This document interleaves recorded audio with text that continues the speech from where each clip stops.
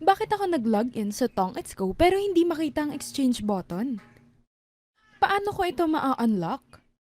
Gagabayan ka ng video na ito kung paano lalabas ang exchange button.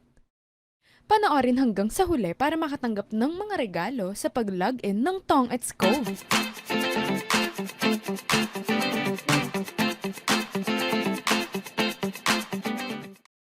Ang Tong It's Go ay isa sa pinakamahusay na Tong It's Online sa Pilipinas.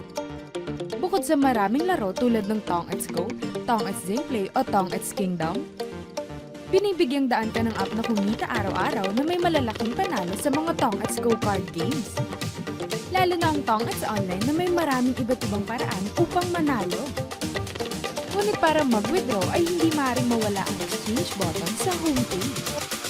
Maraming manlalaro ang nag-login sa game pero hindi mahanap ang exchange button at inaassume na ito ay isang error sa laro.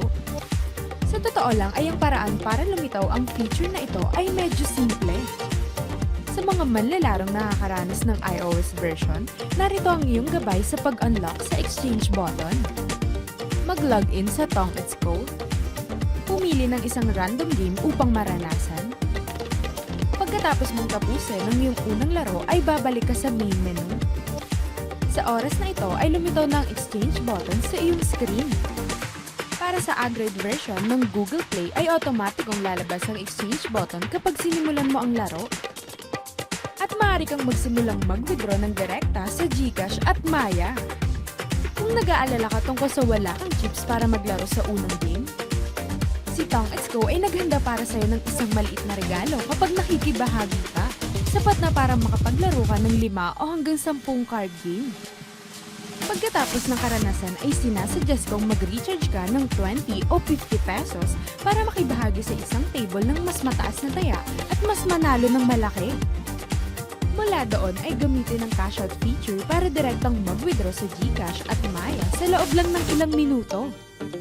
At yun ay gabay sa kung paano i-unlock ang exchange button. Sa susunod ay kung merong mga update mula sa Tong It's Go, ang channel na ito ay magiging isa sa mga mapagkakatiwalaang source para subaybayan mo. Pindutin ang subscribe, i-like at i-on ang notification para makatanggap ng update mula sa panibagong clip. See you sa susunod na video! Bye-bye!